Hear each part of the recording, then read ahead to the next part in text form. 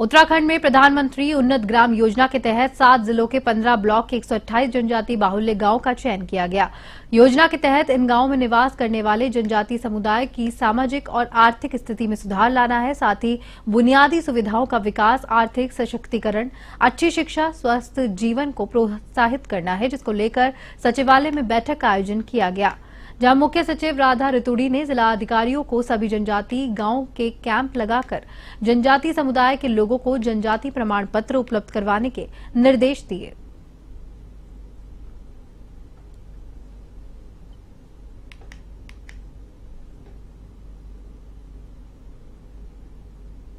उत्तराखंड में मुख्यमंत्री पुष्कर सिंह धामी भ्रष्टाचार मुक्त शासन की मुहिम को लेकर सख्त है, जिसको लेकर सरकार ने भ्रष्टाचारियों पर कार्रवाई करने के लिए भ्रष्टाचार मुक्त ऐप 1064 लॉन्च किया है, जिसपे ऐप के तहत महज 3 साल से कम समय में विजिलेंस ने रिकॉर्ड 57 ट्रैप कर 68 भ्रष्टाचारियों को जेल भेजा। लेकिन माननीय धामी जी की सरकार लगातार भ्रष्टाचार पे चोट करती रही है और ये उसी कड़ी में एक आपने देखा कि ये काम हुआ है। और निश्चित रूप से मैं ये कह सकता हूँ कि हम लोग किसी भी कीमत पे भ्रष्टाचार, अनियमितता, वित्तीय अनियमितता स्वीकार नहीं करेंगे। ये क्रम पहले भी था।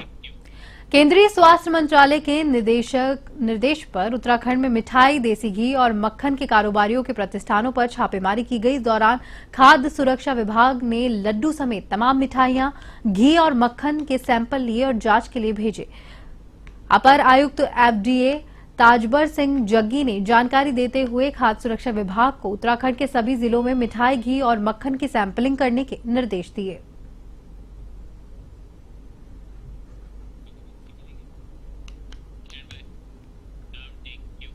नैनीताल दुग्ध संघ के अध्यक्ष मुकेश बोरा को दुष्कर्म के आरोप में गिरफ्तार किया गया है। जानकारी के अनुसार मामले में दुग्ध संघ के अध्यक्ष मुकेश बोरा पर विधवा महिला से रेप का आरोप लगाया गया था, जिस पर पॉक्सो एक्ट के तहत मुकदमा दर्ज किया गया।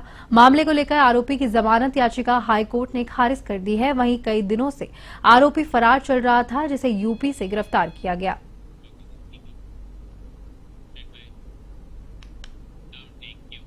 मेरठ पौड़ी राष्ट्रीय राजमार्ग के कोटद्वार दुगड्डा रोड पर सड़क जाम और फायरिंग कर दहशत फैलाने वाले यूपी के 2 युवकों को भारी पड़ा, जहां पर कोतवाली कोटद्वार पर 2 युवकों ने पोकलैंड मशीन से सड़क पर पत्थर गिराकर रोड को जाम कर दिया। युवकों ने मौके पर फायरिंग कर दहशत फैलाने की कोशिश की। जाम लगने से दोनों और वाहनों की लंबी लंबी कतारें लग गई। आज सुबह थाना कोटद्वार में एक शिकायत हमारे पास प्राप्त हुई थी, जिसमें ये बताया गया कि 2 व्यक्ति जो कि ठेकेदार के रूप में कार्यरत हैं, इन दोनों व्यक्तियों के द्वारा अपने लाइसेंस वेपन के साथ हवाई फायरिंग की गई है और जो पौड़ी कोटद्वार राजमार्ग है उसको बाधित किया जा रहा है, जिसका संज्ञान लेते हुए मौके पर थाना कोटद्वार। उत्तराखंड में मानसून की विदाई के साथ भारी बारिश की संभावना है। मौसम विभाग ने पिथौरागढ़, चंपावत, अल्मोड़ा, नैनीताल, बागेश्वर जिलों में बारिश का येलो अलर्ट जारी किया है। साथ ही कई क्षेत्रों में आकाशीय बिजली गरजने के आसार है, जिसको लेकर लोगों को चेतावनी दी गई है। वहीं मौसम विभाग के निदेशक डॉक्टर विक्रम सिंह ने बताया कि प्रदेश भर में 25 सितंबर से मौसम में परिवर्तन देखने को मिलेगा। ये बदलाव 28 सितंबर तक दिखेगा।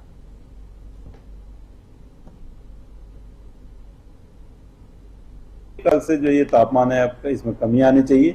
आज तो हो सकता है कि ये वैल्यू इतना रह जाए, तो ये स्थिति बनी है।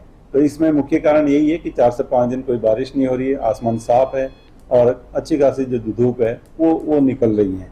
और साथ में जो हवा की दिशाओं में भी परिवर्तन है, अभी तक वो नहीं आया है। जो मानसून का एक तरह से जो है साउथ ईस्टर्न विंड्स है वो अभी बनी हुई है।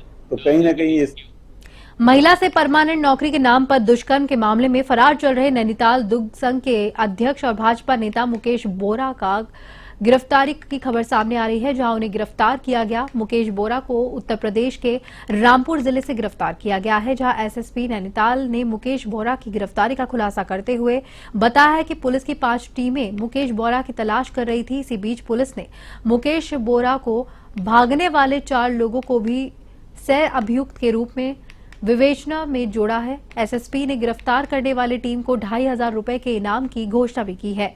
गौरतलब है कि नैनीताल दुग्ध संघ में काम करने वाली महिला ने मुकेश बोरा पर दुष्कर्म और उसकी बेटी से छेड़छाड़ का आरोप लगाया था।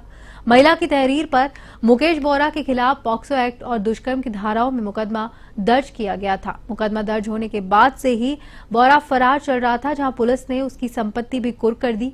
मुकेश बोरा के खिलाफ गैर जमानती वारंट भी जारी किया गया था।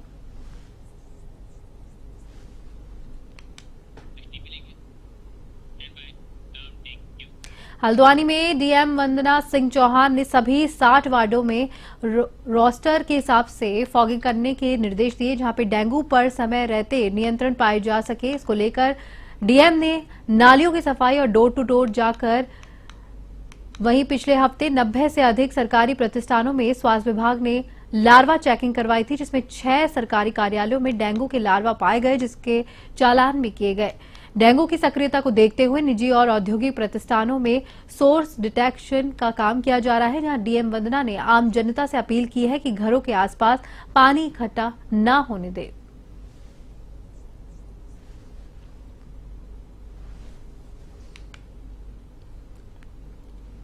निकायों को काफी विस्तृत दिशा निर्देश दिए गए हैं और उसमें काम भी शुरू हो गया है। विशेष रूप से हल्द्वानी में ज्यादा केसेस होते हैं। पिछली बार की अपेक्षा इस बार कम है, लेकिन अभी 1 महीने का और ये जो सीजन है वो बचा हुआ है। इसके लिए वार्ड वाइज जो फॉगिंग है, साफ सफाई है नालियों की, या विभिन्न जो door to door household survey करके उसका जो सोर्स रिडक्शन की कार्रवाई होती है, लार्वा चेक करते हैं और उसको मौके पर ही नष्ट किया जाता है। और जो बड़े प्रतिष्ठान हैं उनको उस पर चालान इत्यादि की कार्रवाई भी करी जाती है। ये एक्टिविटी सारी टीमें बन गई हैं, ये हल्द्वानी में भी शुरू हो गई है और बाकी जगह पर भी ये प्रक्रिया लगातार चल रही है। तो कोशिश यही रहेगी कि जितना पिछली बार इसमें इश्यूज आए थे इस बार उतना ज्यादा। मसूरी में पंडित दीनदयाल उपाध्याय की 108वीं जयंती धूमधाम के साथ मनाई गई। इस मौके पर मसूरी लढौर बाजार स्थित मसूरी देहरादून विकास प्राधिकरण ने निर्मित पंडित दीनदयाल पार्क का कैबिनेट मंत्री गणेश जोशी ने लोकार्पण किया। वहीं पंडित दीनदयाल की मूर्ति का अनावरण भी किया गया। इस मौके पर लंढौर विकास समिति के लंढौर बाजार को मसूरी के विकास की मुख्य धारा से जोड़ने का आग्रह किया गया। उन्होंने कहा कि लंढौर बाजार मसूरी का सबसे पुराना बाजार है, परंतु वर्तमान में लगातार उपेक्षा का शिकार हो रहा है। इसकी वजह से बाजार से लगातार लोग पलायन कर रहे हैं। जी की 108वीं जयंती है। इस अवसर पर हमने यहाँ पर आज एक दीनदयाल जी की मूर्ति का लोकार्पण व पार्क का लोकार्पण यहाँ पर किया है।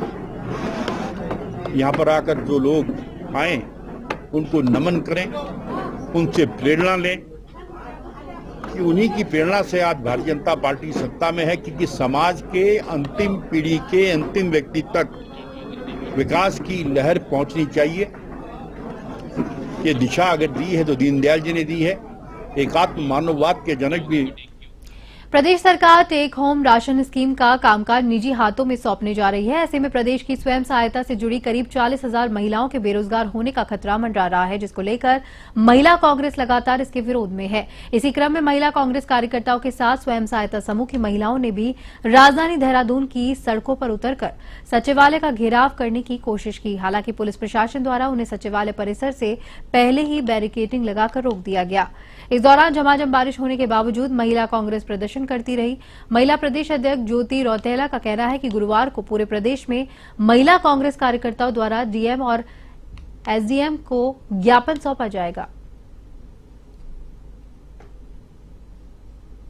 2014 से टेक होम राशन की योजना को हरीश राव जी की सरकार में, कांग्रेस की सरकार में महिला समूह के द्वारा शुरू कर दिया गया था। अभी पता चला कि 2022 नवंबर में महिलाओं समूह को ये बोला गया कि ये योजना बंद कर दी गई है और उनसे ये कार्य ले लिया गया। लेकिन अब डिपार्टमेंट के जो पत्राचार हुए हैं उससे पता चला कि इस पूरी योजना को भारत सरकार के उपक्रम एनसीसीएफ को बिना किसी टेंडरिंग के दिया गया। इसमें दो चीजें हैं कि इतना 200-250 करोड़ का जो योजना है, 250-300 करोड़ रुपए पर ईयर की वो योजना है, 7.5 लाख लोग लाभार्थी उससे होते हैं। पहले तो उसको बिना शहरी विकास मंत्री डॉक्टर प्रेमचंद अग्रवाल हरिद्वार दौरे पर रहे, जहां उन्होंने नगर निगम हरिद्वार के अंतर्गत 10 करोड़ की लागत से बनाए जा रहे कार्यालय भवन का स्थलीय निरीक्षण किया। इस दौरान डॉक्टर अग्रवाल ने भवन का निर्माण गुणवत्ता के साथ 1 साल में पूरा करने के निर्देश दिए। इसके बाद डॉक्टर अग्रवाल ने नगर निगम परिसर में जन्म मृत्यु प्रमाण पत्र के काउंटर का निरीक्षण किया।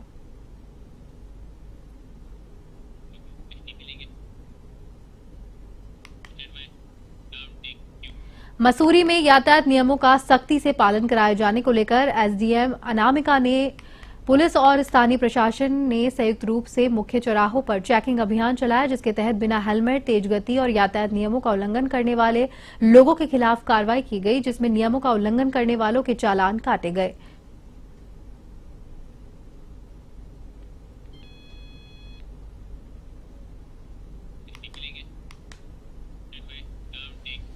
देहरादून बद्रीनाथ राष्ट्रीय राजमार्ग पर एक गाड़ी के खाई में गिर जाने की सूचना थाना देवप्रयाग को दी गई। थाना प्रभारी पुलिस बल के साथ मौके पर पहुंचे और जानकारी देते हुए थाना प्रभारी देवप्रयाग महिपाल सिंह रावत ने बताया कि पुलिस जवानों ने घटनास्थल पर पहुंचकर खाई से एक व्यक्ति को रेस्क्यू किया, जो कि घटनास्थल पर ही मृत अवस्था में पाया गया। घटना की सूचना मृतक के घर वालों को भी दे दी गई है।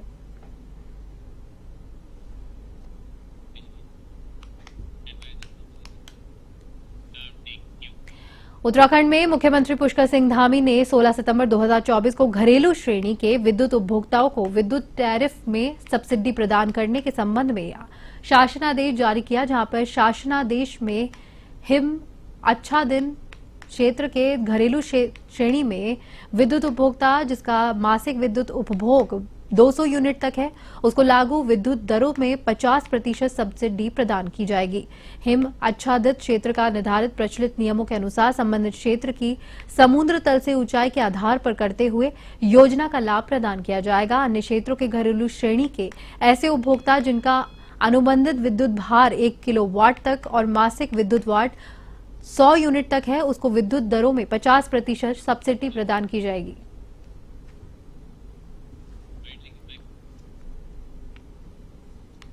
देखिए, माननीय धामी जी का एक स्वभाव है किस प्रकार से जनता को किस चीज़ में कहाँ कैसे राहत दी जा सकती है। और आपने देखा कि अभी मुश्किल से 10 दिन भी नहीं हुए, उन्होंने एक घोषणा की थी कि जो हमारे उपभोक्ता हैं 100 यूनिट से कम आप कंज्यूम करेंगे तो आपको 50% उसमें रिबेट मिलेगी। ऐसी पहाड़ के लिए 200। खबरों का सिलसिला यूं ही जारी है। फिलहाल वक्त हो गया है एक ब्रेक का।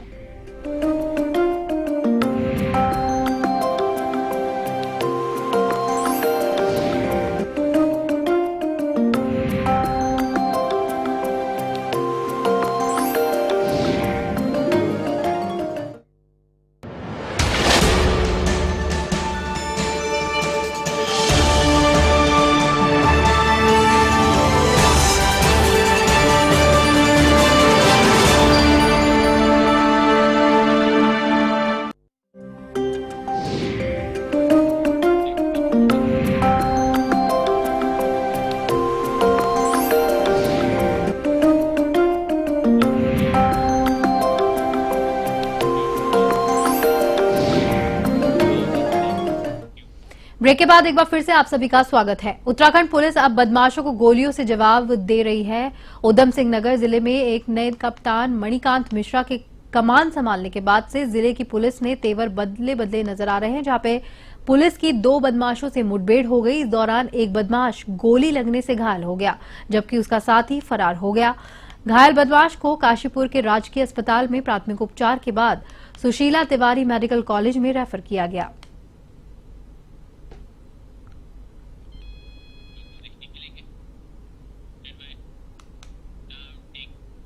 चमोली के जोशीमठ में डुमुक गांव में सड़क बनाने की मांग को लेकर डुमुक की जनता का 56 दिन का धरना प्रदर्शन जारी है, जहां सड़कों की मांग को लेकर गांव की महिला विरोध जताने के लिए उपवास कर रही है।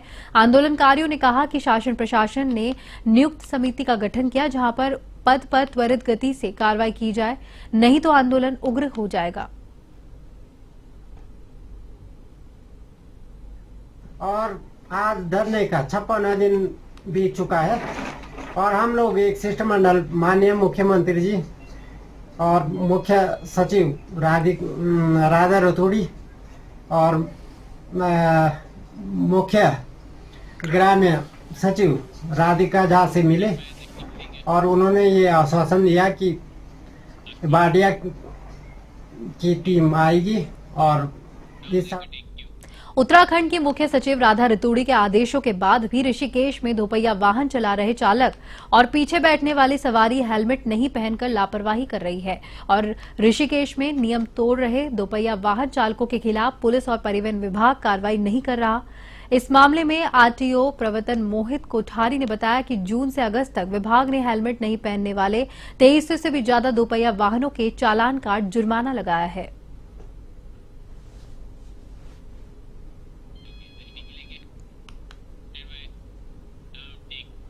नगर निगम संशोधन विधेयक पर प्रवर समिति की दूसरी बैठक विधानसभा में संसदीय कार्य और शहरी विकास मंत्री प्रेमचंद अग्रवाल की अध्यक्षता में संपन्न हुई।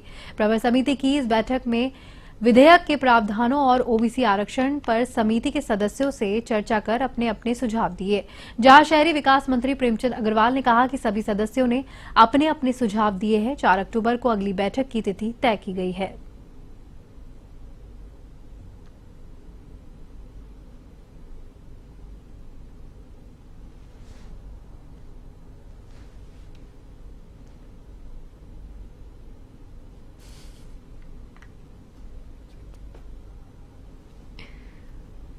देखिए, प्रवर समिति की आज जो हम लोग बैठे हैं और प्रवर समिति के हमारे सभी सम्मानित साथी उसमें मौजूद थे, मैं उनका भी धन्यवाद कर रहा हूं। और इस बैठक का महत्वपूर्ण हिस्सा हमारे जो आयोग के अध्यक्ष थे बीएस वर्मा साहब, उनसे हमने रिक्वेस्ट की थी कि वो भी हमारी इस बैठक में समय दे सकें, तो मैं निश्चित रूप से उनका धन्यवाद कर रहा हूँ।